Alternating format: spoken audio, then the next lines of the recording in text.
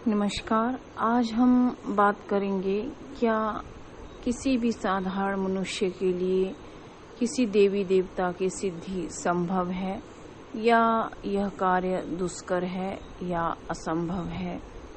इसी विषय पर आज हम विस्तार से चर्चा करेंगे। सभी मनुष्य हमारे आसपास जो हैं वो एक साधारण मनुष्य हैं, चाहे स्त्री है पुरुष है, सभी साधारण हैं। तो क्या एक साधारण और गृहस्थ व्यक्ति क्या किसी देवी देवता की सिद्धि प्राप्त कर सकता है? अन्यथा नहीं। बात करते हैं इसी विषय पर। सभी साधारण हैं, आम व्यक्ति हैं, गृहस्थ हैं। घर के कुछ कार्य भी रहते हैं जो उन्हें संपन्न करने पड़ते हैं। जॉब पे जाना, यदि कोई टीचर है तो अपने स्टूडेंट या शिष्यों को पढ़ाता है, यदि कोई डॉक्टर है तो अपने पेशेंट को देखता है, वकील है तो उस तरह से। तो इस तरह से उन्हें अपना जो रोजाना के कार्य रहते हैं वो भी उनको करने ही पड़ते हैं। तो क्या साधक के लिए ये संभव है या एक साधारण मनुष्य के लिए संभव है?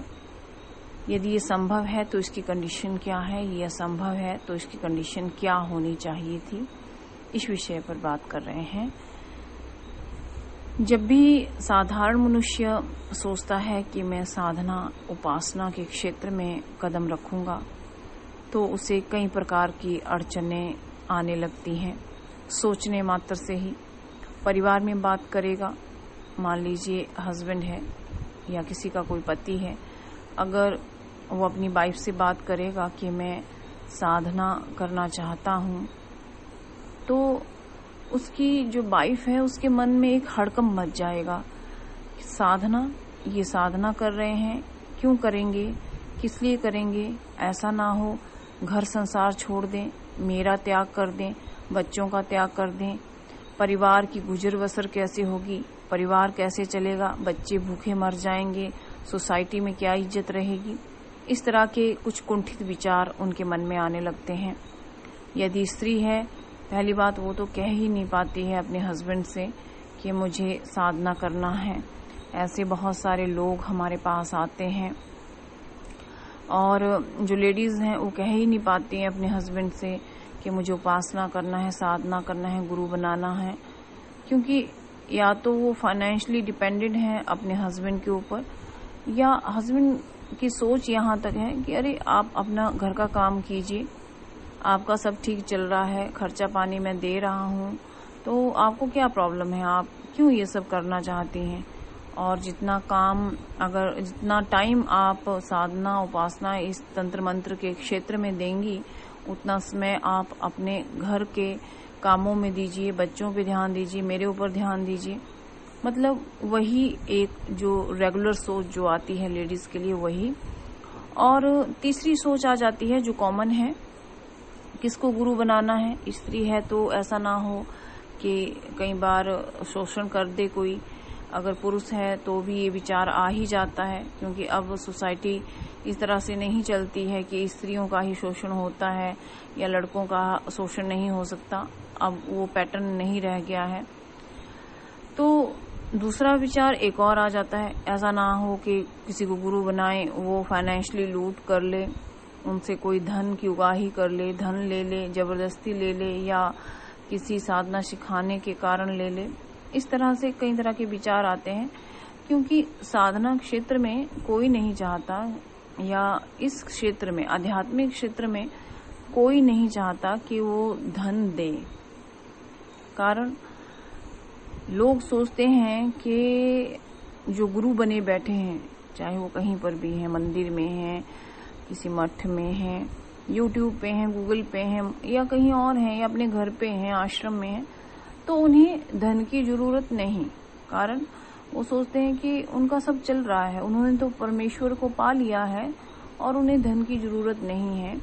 कई बार ये क्वेश्चन भी लोग पूछते हैं कि जब आपने साधनाएं कर ली हैं, उपासनाएं कर ली हैं, तो आपको धन की आवश्यकता क्या है, क्योंकि आपने तो ईश्वर को पा लिया है। क्वेश्चन भी उनका बड़ा सीधा सा है। और इसका उत्तर भी देना जरूरी है।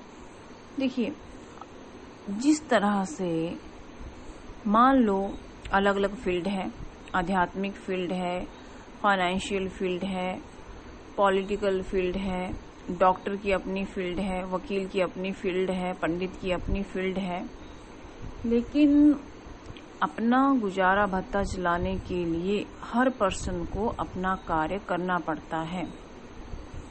हाँ, ये अलग बात है कि उसका पूरी तरह से बाजारीकरण नहीं होना चाहिए। जैसे कोई मान लीजिए डॉक्टर के रूप में कोई सेवाएं दे रहा है, तो मरीज आकर अगर ये क्वेश्चन पूछेगा कि आप तो डॉक्टर हैं, आपको धन की क्या जरूरत है, तो डॉक्टर भी अपना परिवार चलाता है। डॉक्टर बेशक डॉक्टर है, लेकिन उसने डॉक्टरी इसलिए करी है कि कल को इसका मुझे लाभ होगा, मरीज मेरे पास आएंगे, मैं उनका इलाज करूंगा। ठीक है, बड़ा हाई प्रोफाइल नहीं होना चाहिए और गरीबों की मदद भी की जानी चाहिए। इसी तरह से सेम क्वेश्चन यहाँ भी है।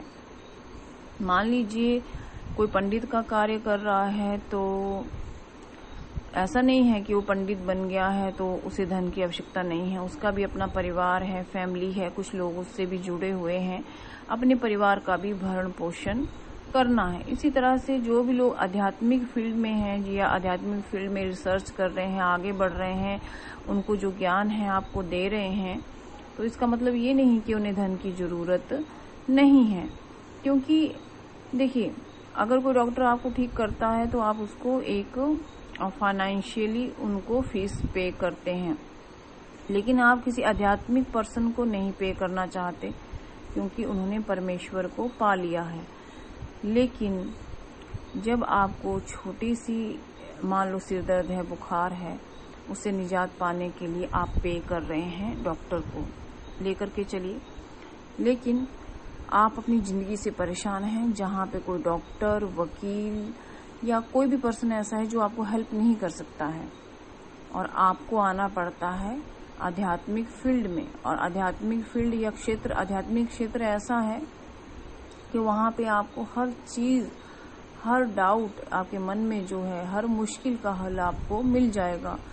कोई कितने से बड़ा डॉक्टर रहे, कितने बड़े से बड़ा वकील रहे, बड़े से बड़ा कोई पर्सन रहे, हर किसी के जीवन में समस्याएं हैं, और उन समस्याओं का हल या मानसिक शांति उन्हें नहीं उनके परिवार में या कहीं और मिल पाती है, तो वो आते हैं योगा में, ध्यान में या साधना क्षेत्र में वो लोग कदम रखते हैं, लेकिन वो वहाँ पे नहीं करना चाहते हैं, डरते हैं कि कहीं कोई लूट ना ले।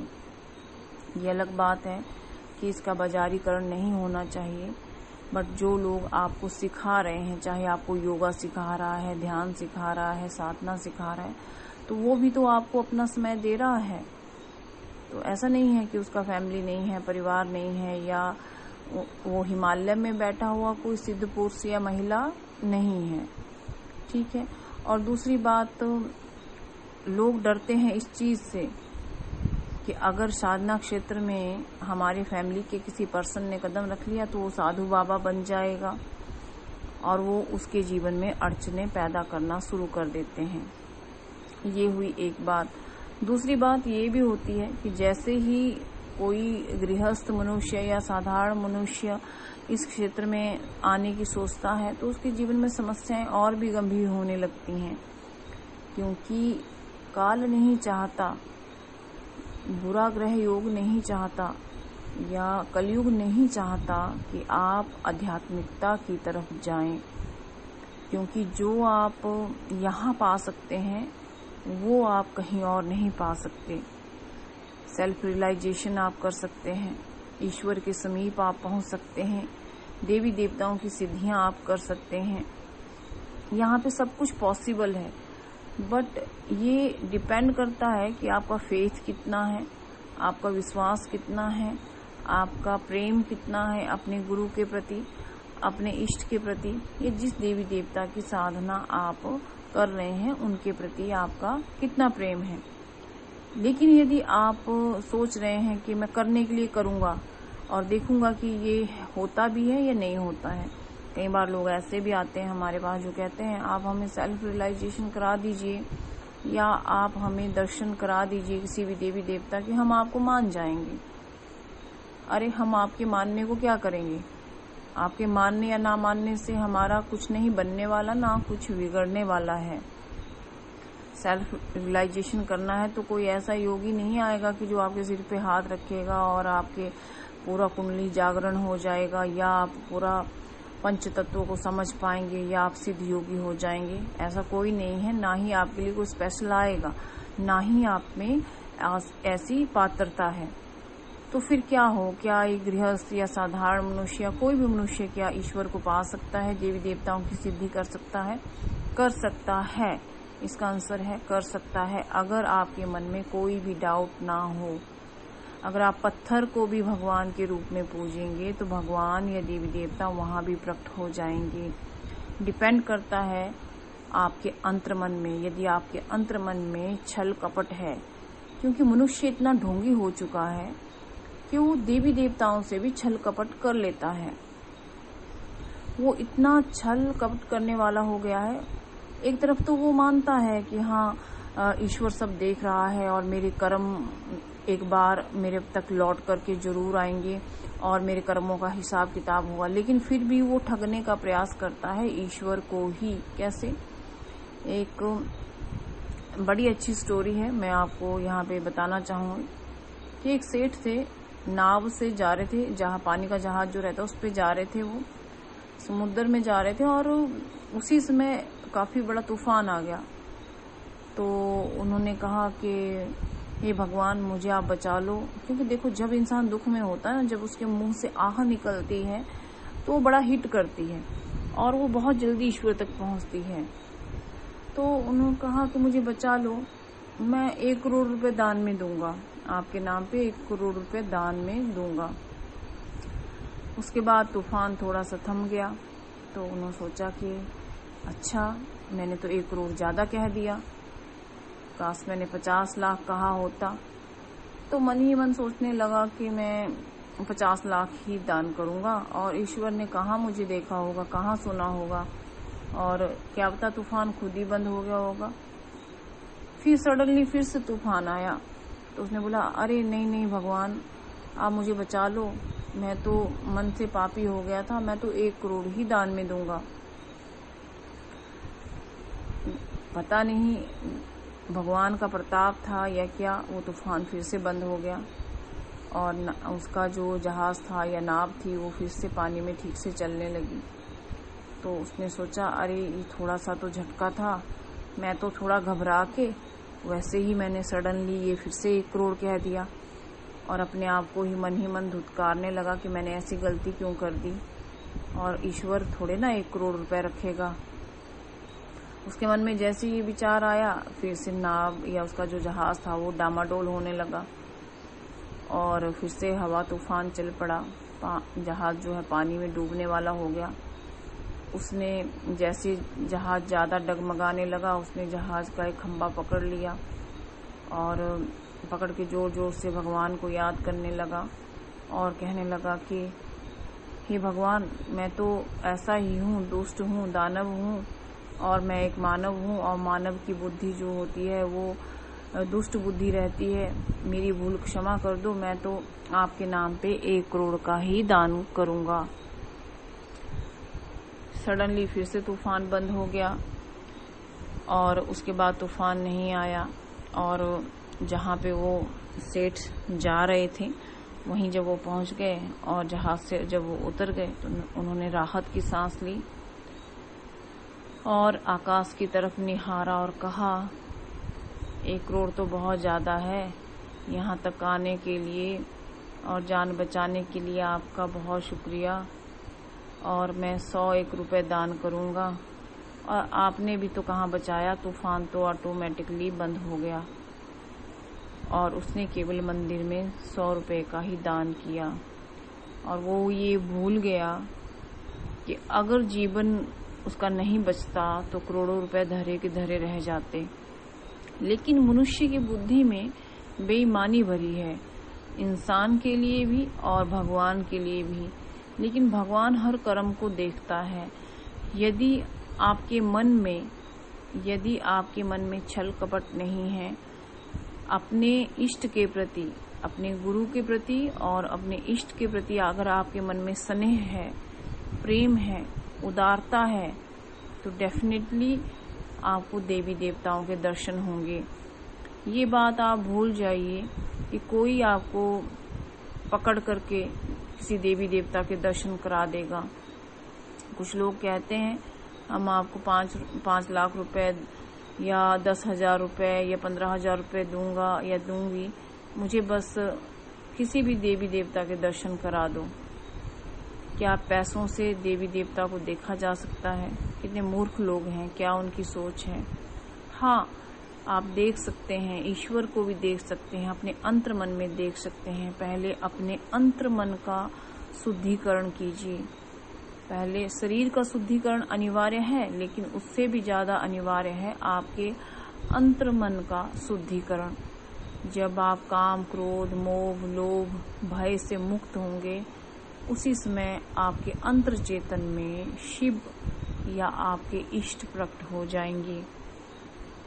आप किसी भी देवी देवता को सिद्ध करने का प्रयास ना करें, आप उनसे प्रेम करने का प्रयास करें।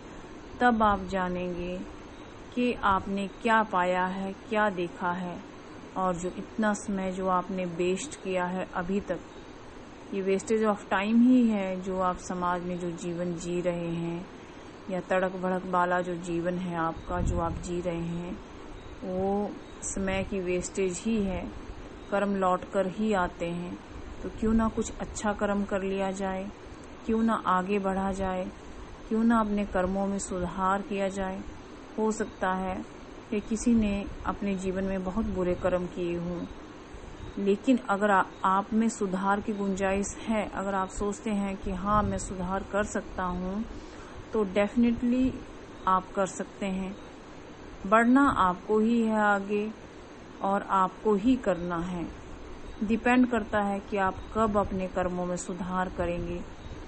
किसी भी देवी देवता के दर्शन दुर्लभ नहीं हैं। देवी देवता आपके अंग संग ही हैं, आपके आसपास ही हैं, लेकिन अपने मन पर पड़े, अपनी बुद्धि पर पड़े पर्दों को तो आप हटाइए। डेफिनेटली आप अपने इष्ट के दर्शन अपने अंदर ही, अपने अंतर्मन में ही कर पाएंगे। नमस्कार।